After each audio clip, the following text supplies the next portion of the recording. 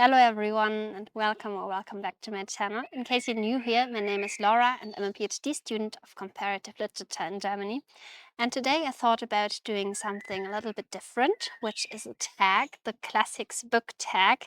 And I thought this suited my channel quite well because I've been reading so many classics, and I thought that talking about some overrated, underrated, and also some of the classics that I really enjoy could make sense and could also probably be interesting to you as well. So please stay tuned. So I will start with the first question. Which classic book is considered highly acclaimed but didn't meet your expectations?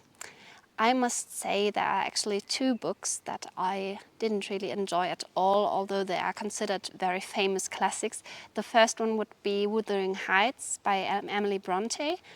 I just felt that the characters were not likable at all, actually, and also it was a little bit too pathetic in my opinion. So just too many emotions and descriptions, and I just couldn't enjoy the story at all. So therefore that's one of the classics that I didn't really enjoy at all.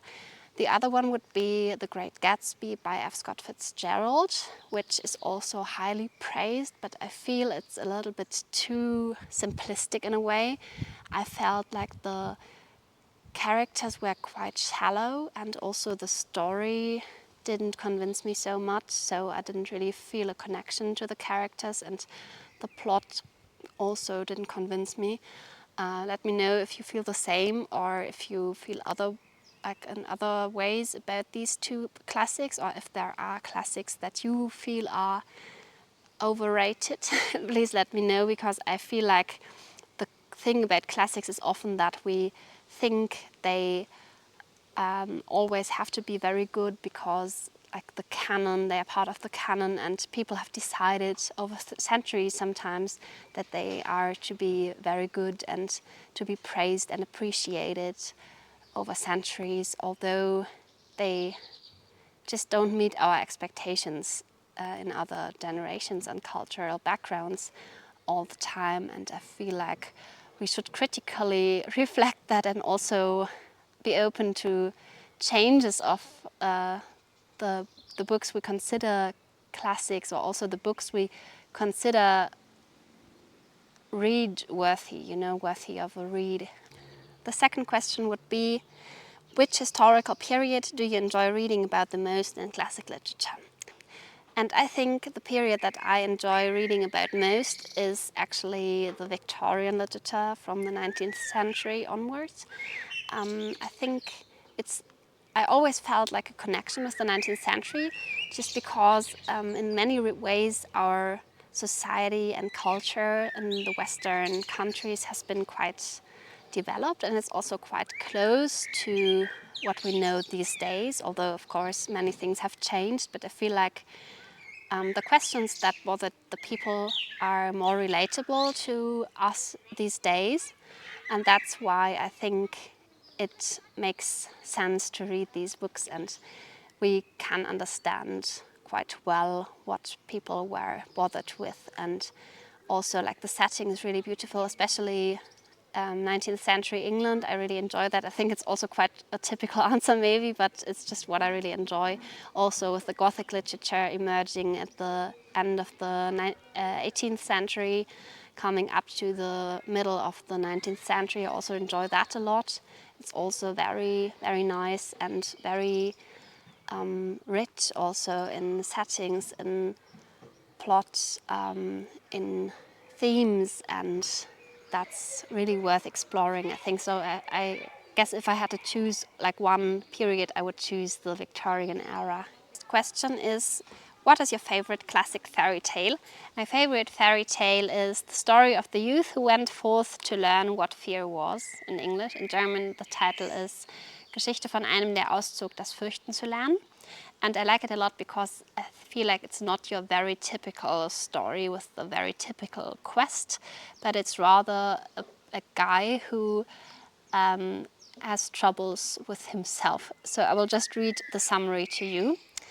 This German fairy tale, collected by the Brothers Grimm, follows a young man who is curious about fear because he has never experienced it. Despite being called a simpleton by his family, he is determined to understand what fear feels like. He sets off on a journey, encountering various frightening situations, including haunted houses, ghosts, and supernatural beings. However, he remains completely unfazed by these encounters.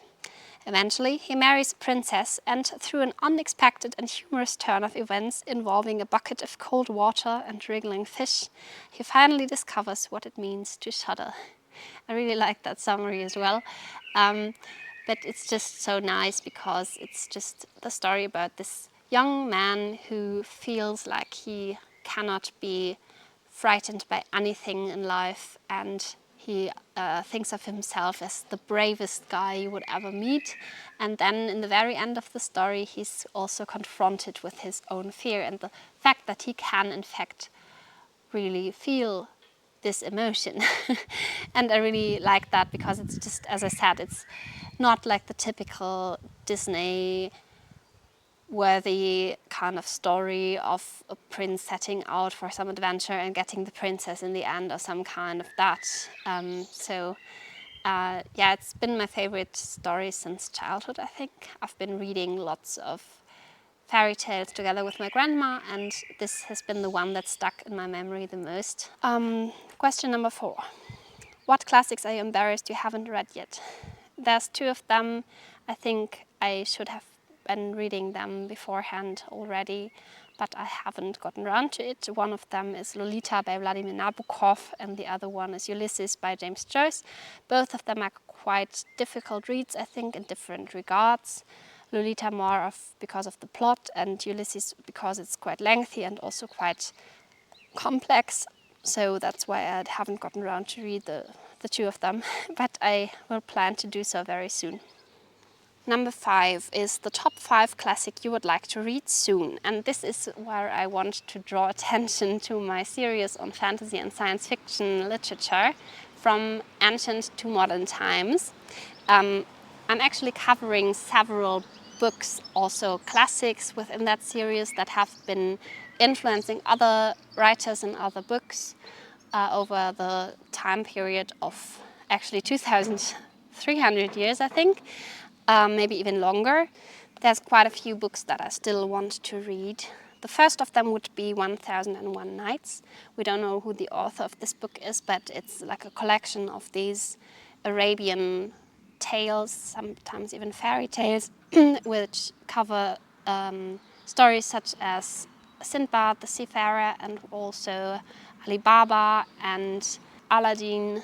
So all of them are very famous. There's also a lot more, and I would love to go through those and just get an idea of those stories, because they also have been very influential, I think, and also because the Arabian literature is something that I haven't really come into contact with as of yet. The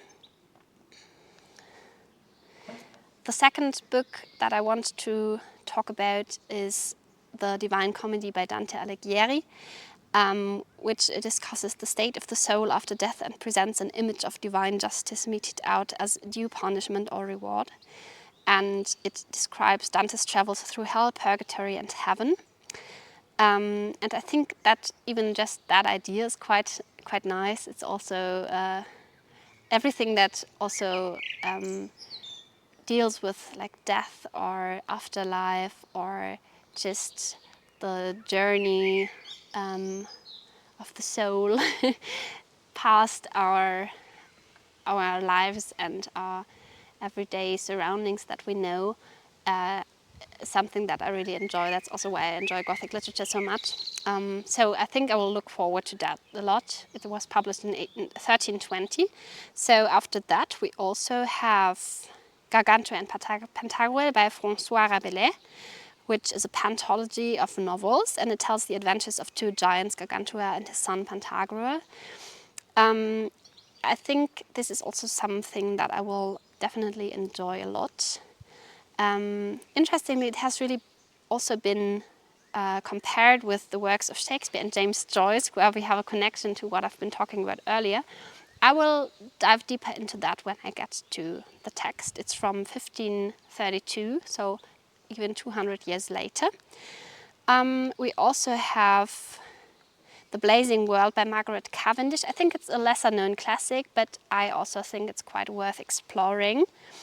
It's a fanciful depiction of satirical utopian kingdom in another world that can be reached via the North Pole.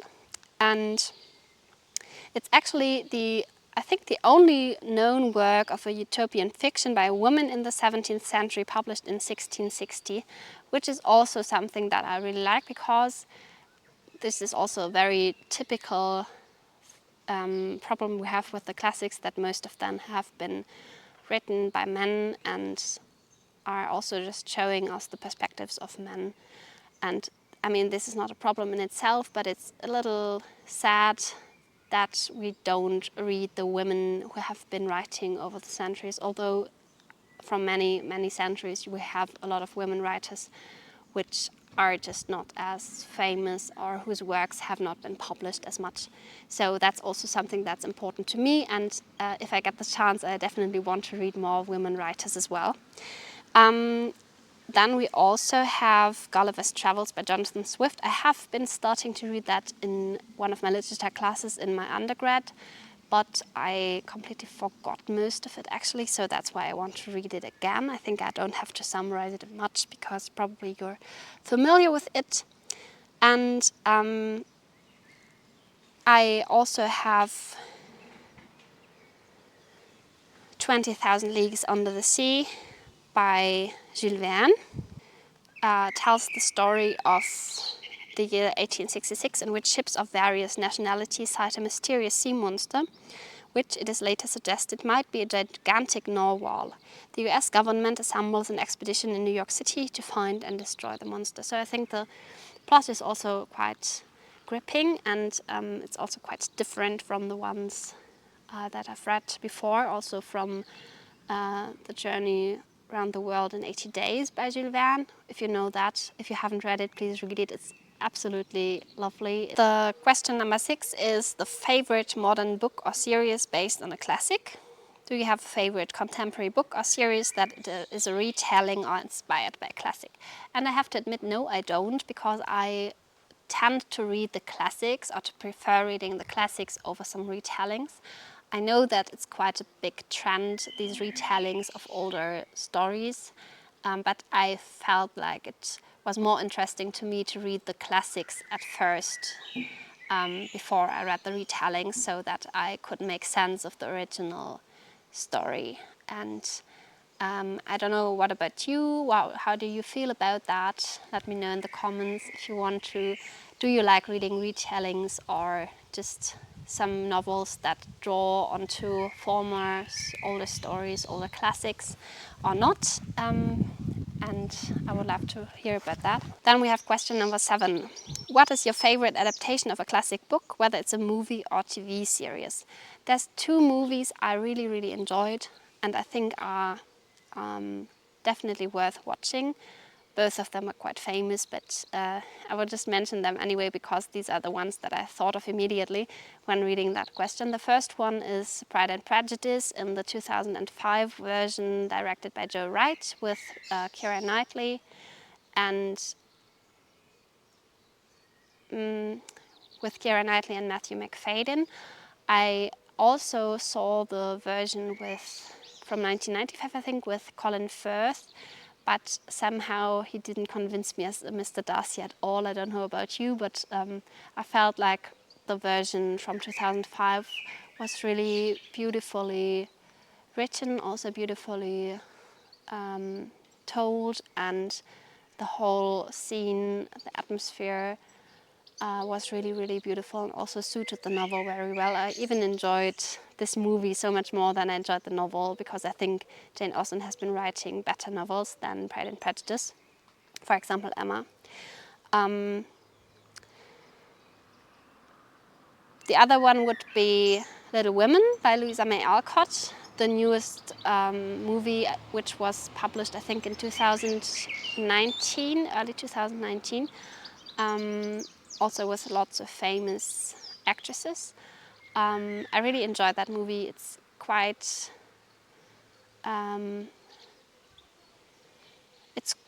colorful, it's quite cheerful, it's also a little bit sad. So you've got a lot of emotions. You've got all these four quite illustrious different characters, which make a very beautiful story. And I feel like it's also a little more easy to get into than the book, because the book is also quite lengthy and you really have to take your time, which is often the thing with classics. So if you haven't watched the movie yet, I can recommend watching it.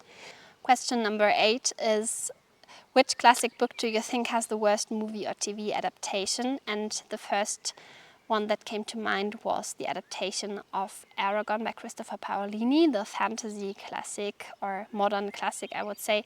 I don't know if you would consider it a classic as well, but I think it's quite famous modern classic novel of the fantasy genre, at least.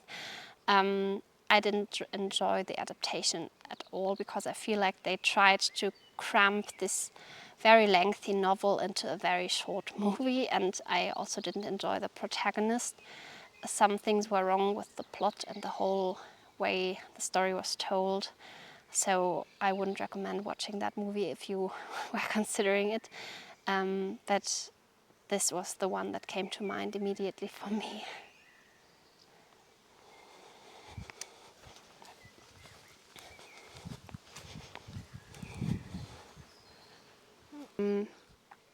The next one is, do you have a favorite publisher edition of classic books that you enjoy collecting? And I've got this one. It's the Collector's Library.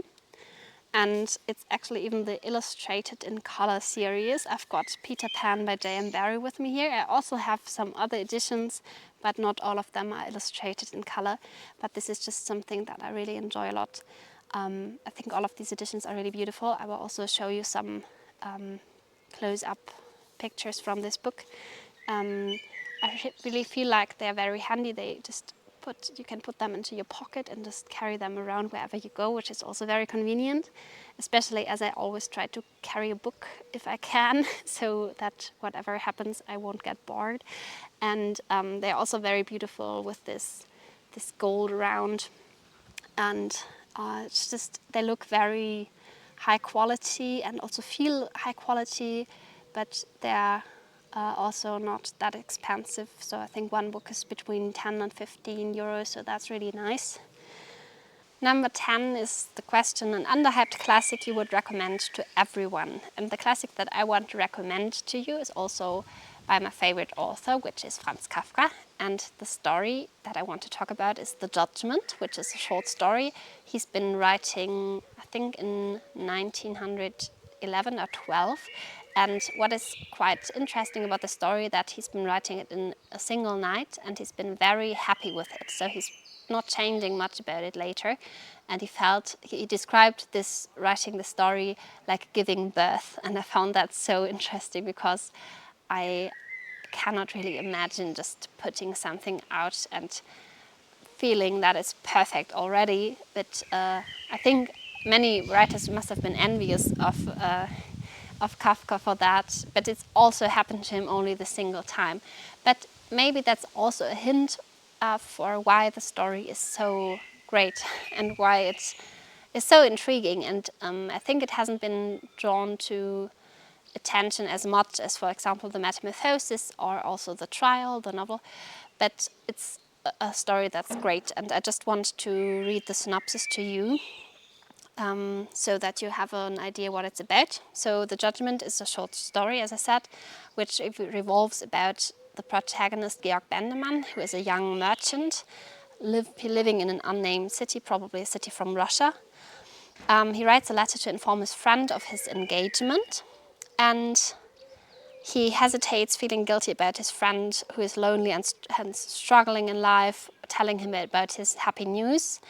And he just goes to his father's room to discuss the letter, whether he can send it off or not. And during this conversation, his father, who initially appears weak and bedridden, suddenly becomes forceful and accusatory. He criticizes Georg for neglecting him and accuses him of betraying his friend. And then there's a dramatic shift happening. But I don't reveal the ending to you, because otherwise you wouldn't want to read it, and it's really very dramatic in the end. So please take the time to read the story. It's only around 30 pages, so you can read it in one sitting.